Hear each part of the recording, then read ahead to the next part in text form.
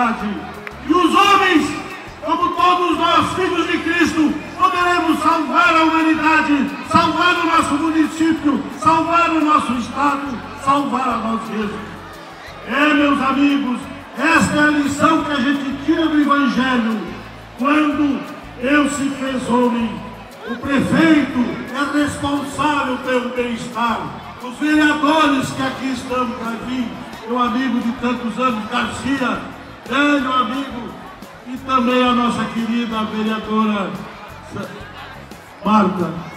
Eu quero, nesse momento, dizer que essas pessoas, como a primeira-dama, que fazem o bem, geram em vocês um momento de alegria, de salvação. Nós temos o direito de ser felizes, felizes pelo nosso trabalho, felizes pela dignidade humana que recebemos, a imagem e semelhança de Deus.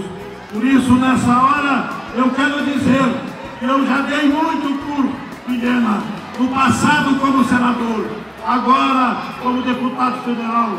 Acabamos de colocar à disposição do prefeito R$1.820 para uma creche de grande porte, onde as mães poderão deixar as suas crianças em segurança, com saúde e bem-estar. Mas isso ainda é pouco.